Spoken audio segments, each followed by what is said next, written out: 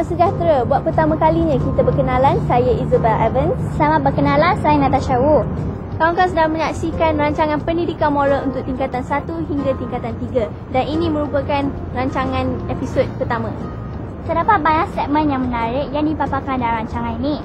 Antaranya ialah segmen isu. Kami ketengahkan isu-isu moral terkini untuk kawan-kawan mendapat iktibar daripadanya. Antaranya ialah segmen isu fashion remaja, isu dadah, menghormati orang tua dan banyak lagi. Tidak ketinggalan juga pelbagai aktiviti yang menarik.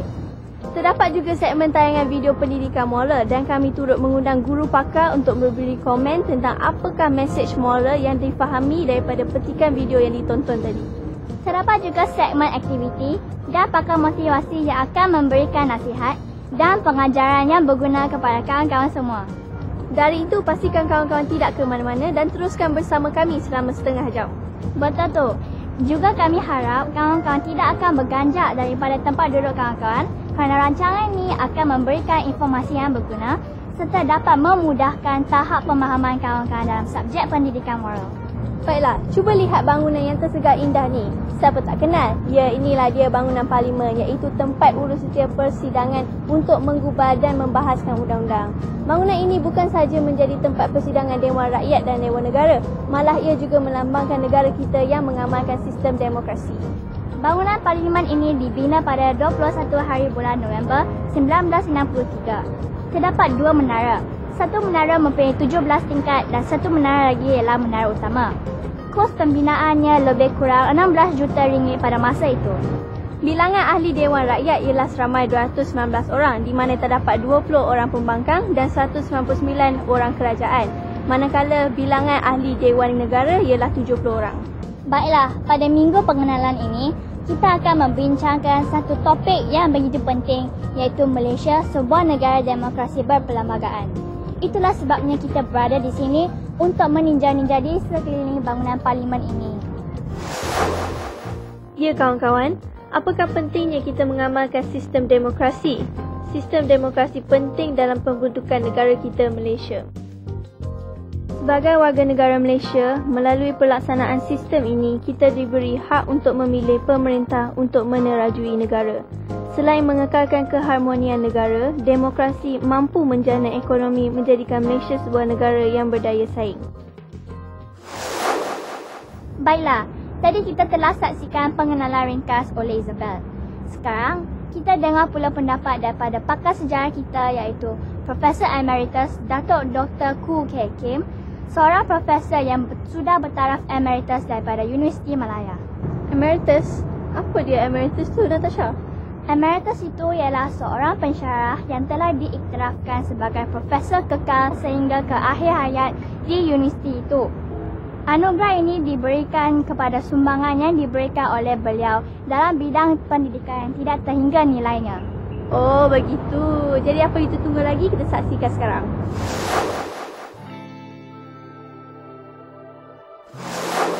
Kerana ancaman daripada pihak komunis di rantau ini sangat membimbangkan, jadi Perdana Menteri Tanah Melayu masa itu Tengku Abdul Rahman mengambil keputusan meluaskan sempadan negara ini untuk mencakup Sarawak dan Sabah.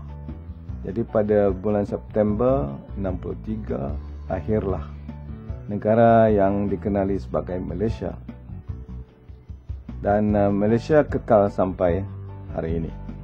Kedudukan raja-raja yang telah wujud sejak 1885, iaitu ada 9 kerajaan keseluruhannya dikekalkan. Dan bila Tanah Melayu ditubuhkan, bila Tanah Melayu menjadi negara bangsa pada 57, jadi diwujudkan suatu sistem baru, iaitu di antara 9 orang raja, setiap 5 tahun satu orang dipilih sebagai Yang di-Pertuan Agong. Dan Yang di-Pertuan Agong itu menjadi lambang keutuhan negara Tanah Melayu dan sekarang Malaysia. Negara ini mengamalkan sistem beraja, Tetapi di samping itu, negara juga mengamalkan sistem demokrasi, iaitu negara ini mempunyai perlembagaan bertulis, parlimen dan pilihan raya 5 tahun sekali. Mula-mula orang bukan Melayu tak begitu faham tentang kedudukan dan pentingnya raja di dalam masyarakat, di dalam kerajaan Melayu. Tapi lama-kelamaan, khususnya melalui sistem pendidikan, kini mereka sudah tidak ada masalah menerima hakikat bahawa Malaysia ini adalah sebuah negara yang mengamalkan sistem beraja. Golongan muda sekarang seharusnya sedar bahawa mereka duduk di dalam dunia yang sudah banyak berubah. Mereka seharusnya menjadi manusia yang lebih berpengetahuan dan juga di dalam sesebuah masyarakat yang dikatakan maju dan bertamadun, mereka seharusnya menghargai undang-undang. Undang-undang biasa diadakan untuk mewujudkan keamanan dan ketertiban di sesebuah masyarakat. Kerana hanya kalau di dalam masyarakat itu keselamatan dan penghidupan rakyat terjamin, barulah rakyat akan berasa puas hati, dan dalam keadaan itu mereka akan lebih sayang kepada negara. Kawan-kawan, kita bertemu lagi. Saya nak tanya dengan Isabel, bagaimana hendak memastikan prestasi kita tidak merosot dan sentiasa meningkat? Kebetulan pula perkara ni saya baru tanyakan kepada guru saya. Baiklah kawan-kawan, apa kata kita berkongsinya bersama. Macam ni, salah satu cara untuk saya memastikan prestasi saya meningkat adalah dengan minat. Tetapi jika saya tidak berminat dengan satu mata pelajaran tu, cuba kawan-kawan tumpukan sepenuh perhatian kepada mata pelajaran itu apabila guru sedang menerangkannya. Bagus juga cadangan daripada guru awak itu. Bagi diri saya akan memupuk semangat berdaya saing yang positif di kalangan kawan-kawan kita. Dengan cara ini, ia dapat memastikan prestasi saya tidak merosot. Persaingan yang sihat ini perlulah dipupuk agar kita bersifat lebih kompetitif. Jadi untuk kawan-kawan, ambillah tip-tip daripada kami tadi untuk lebih memahami tentang satu mata pelajaran dengan lebih mudah dan berkesan. Kami akan membawa kawan-kawan untuk menonton sketsa pada minggu ini, iaitu mengenai contoh melahirkan kepribadian moral yang tinggi. Menarik kan? Bukan itu saja. Melalui tayangan kisah ini, kawan-kawan dapat mempelajari beberapa nilai murni yang perlu ada untuk membentuk pribadi kita pada usia remaja ini. Baiklah, saya dah tak sabar nak menonton sketsa kita pada minggu ni. Apa kata kita sama-sama saksikan?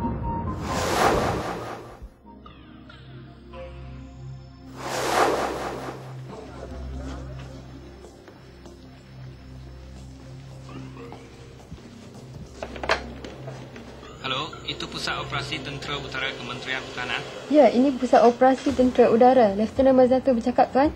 Saya ni Dr. Chu dari Hospital Kupang Grand Kota Baru. Ya, Doktor. Kami ada seorang pasien yang sangat serius, Lieutenant, iaitu seorang bayi yang baru lahir dan ia perlu kepada immediate treatment di Institut Jantung Negara. Dan kami berharap benar kalau TUDM dapat menolong menerbangkan pesakit tersebut dengan segera ke Kuala Lumpur. Okey, Doktor. Buat masa sekarang, kami ada sebuah pesawat C-130 yang belum ada tugas. Tapi, saya akan uruskan dengan pihak atasan. Tapi, Doktor kena faxkan dulu butir-butir permintaan Doktor dan disahkan oleh pengarah hospital dengan segera. Baik, Lieutenant. Jadi, TUDM sedia membantu? Memang, Doktor. Memang itu tugas kami. Apa khabar para pelajar yang dikasihi? Cikgu harap kamu semua bergembira di samping keluarga tersayang. Baiklah, apakah perasaan para pelajar setelah menyaksikan cerita moral kita pada kali ini? Adakah kamu semua berasa bangga dengan pasukan tentera udara diraja Malaysia kita yang telah berjaya menyelamatkan nyawa seorang bayi yang memerlukan bantuan? Cikgu rasa kamu semua tidak pernah terbayangkan anggota tentera udara diraja Malaysia menyelamatkan orang awam. Bukan begitu? Ya para pelajar, Bukan pasukan tentera udara Diraja Malaysia sahaja, malah pasukan Angkatan Tentera Darat dan pasukan tentera laut negara kita juga menjalankan banyak tugas awam selain mempertahankan negara daripada ancaman musuh. Sebenarnya para pelajar, nilai yang ingin diterapkan melalui cerita kita pada kali ini ialah nilai berkaitan dengan bidang patriotisme, iaitu bidang keempat dalam senarai nilai-nilai moral yang kamu pelajari. Terdapat 3 nilai dalam bidang ini, iaitu cinta akan negara, taat setia kepada raja dan negara, dan sanggup berkorban untuk negara. Baiklah, nilai cinta akan negara merujuk kepada perasaan sayang dan bangga kepada negara serta meletakkan kepentingan negara melebihi kepentingan diri. Ini bermakna kita sebagai warga negara Malaysia perlu mempunyai rasa kepunyaan dan kekitaan terhadap negara ini. Kita perlu mempelajari semua perkara tentang negara dan memberitahu orang lain tentang keistimewaan dan keunikan negara ini. Nilai taat setia kepada raja dan negara pula merujuk kepada sikap kepatuhan dan kesetiaan yang berkekalan kepada raja dan negara. Dalam cerita tadi, kita melihat bagaimana anggota tentera udara Diraja Malaysia mematuhi arahan untuk menerbangkan seorang bayi yang memerlukan rawatan kecemasan. Mereka bersikap dedikasi dengan bertugas tanpa mengira waktu dan tenaga. Nilai sanggup berkorban untuk negara pula bermaksud kerelaan melakukan atau menyerahkan sesuatu termasuk nyawa sebagai tanda kebaktian untuk negara. Jelas terbukti daripada cerita tersebut, anggota tentera udara Diraja Malaysia membuktikan tanda kebaktian mereka dengan menaikkan nama angkatan tentera kita. Ya para pelajar, janganlah menganggap bahawa hanya anggota tentera sahaja dapat mempamerkan nilai patriotisme kepada negara. Kita sebagai pelajar juga sebenarnya telah sentiasa mempraktikkan nilai ini. Bukankah pada setiap kali perhimpunan sekolah diadakan, para pelajar berdiri tegak dan menyanyikan lagu negaraku dengan penuh bersemangat? Para pelajar juga melafazkan rukun negara sebagai tanda kesetiaan kepada raja dan negara. Selain itu, cikgu rasa pelajar juga mempelajari banyak maklumat tentang negara ini melalui mata pelajaran sejarah dan geografi. Pernahkah para pelajar meraihkan sambutan bulan patriotik di sekolah? Atau mungkin para pelajar pernah terlibat dalam perarakan atau tarian sempena sambutan Hari Kebangsaan? Ini membuktikan sikap patriotisme yang tertanam dalam diri para pelajar. Jadi para pelajar, buktikanlah rasa taat dan setia kamu kepada negara tercinta kita Malaysia. Sehingga bertemu dalam rancangan lain. Salam sayang dari cikgu. Jumpa lagi. Kawan-kawan, kita bertemu lagi. Bagaimana dah kisah tadi? Menarik kan? Tentu kawan-kawan seronok melihat cerita tadi. Jangan lupa ya untuk menimba nilai moral yang dipaparkan dalam kisah tadi. Pada minggu ini, salah satu daripada rakan kita akan menceritakan sebuah cerita yang bertajuk 2 ekor lembu jantan dengan kata-kata. Tajuknya saja sungguh menarik. Apa kata kita saksikan cerita ini sama-sama?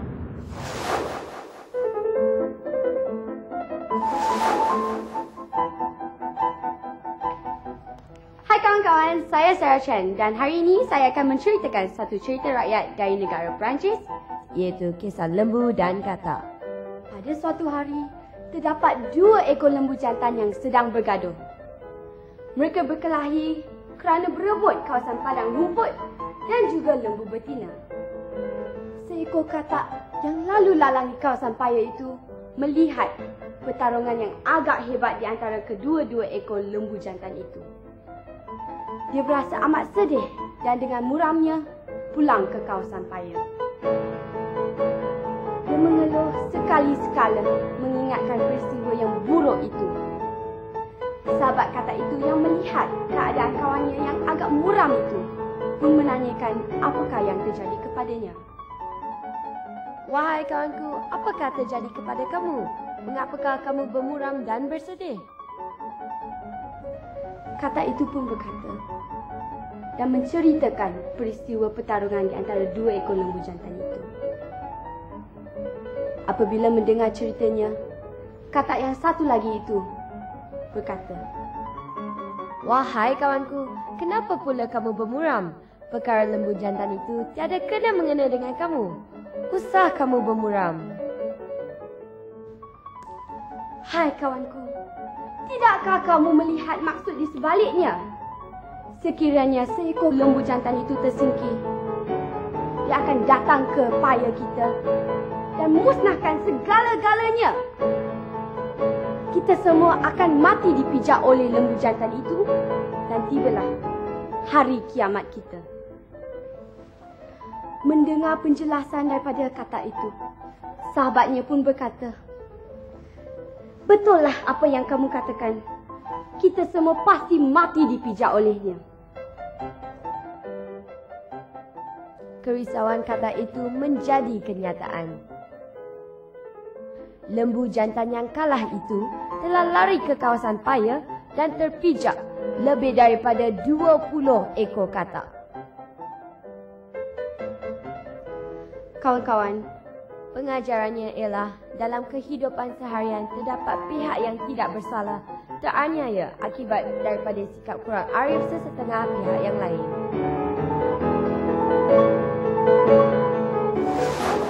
Baiklah kawan-kawan, saya akan menunjukkan beberapa kepingan pecahan gambar untuk kawan-kawan meneka sendiri siapakah tokoh kita pada minggu ni. Baginda merupakan Yang di-Pertuan Agong yang ke-12. Baginda berasal dari negeri Perlis Indra Kayangan.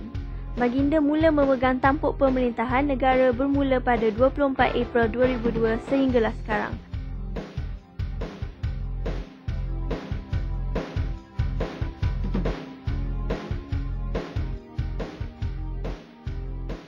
Baginda ialah Duli Yang Maha Mulia Tuanku Said Sirajuddin Putra Jamalulail, Ibni Almarhum Tunku Said Putra Jamalulail. Kawan-kawan, jangan menghormati perlembagaan negara dapat menjadikan kita seorang yang bersifat kenegaraan dan patriotik. Sebagai waris negara, seharusnya bermula dari sekarang untuk memikul tanggungjawab menjaga dan menghormati perlembagaan negara. Bukan saja dapat mengekalkan demokrasi antara kaum di negara kita, malah dapat memupuk semangat juang dan integrasi dalam diri kita. Perjuangan bukan hanya di medan perang, malah juga perjuangan mengekalkan keharmonian dan semangat demokrasi merupakan perjuangan yang besar dalam diri kita. Sebagai renungan kita bersama dengan pakar motivasi iaitu Profesor Madya Dr. Fazil Cik Din untuk mengulas isu tentang nilai hormat dan setia kepada pemimpin, raja dan negara. Beliau menekankan betapa perlunya kita mempunyai sikap hormat dan taat setia yang berkekalan kepada pemimpin dan raja serta setia kepada negara.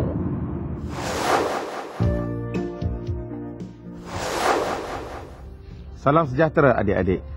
Hari ini kita melihat kepada nilai yang sangat penting yang kita lihat yang ada di dalam diri kita sebagai rakyat kepada raja dan negara, iaitu kesetiaan kita kepada raja dan negara. Kesetiaan juga bermaksud kepada taat. Bagaimana keupayaan kita untuk taat dan mempamerkan kesetiaan yang berkekalan kepada individu, iaitu raja.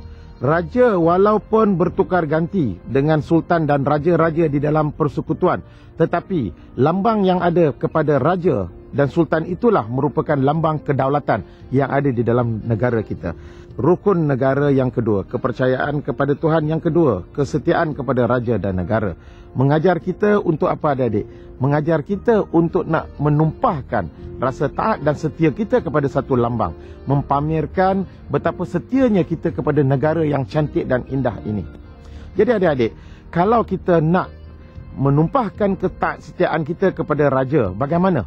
Banyak cara-caranya adik-adik. Salah satu daripada cara yang boleh kita lihat pada pagi ini ataupun pada hari ini adik-adik ialah rasa taat setia melalui patriotisme. Cintakan dan taatkan kepada negara ini.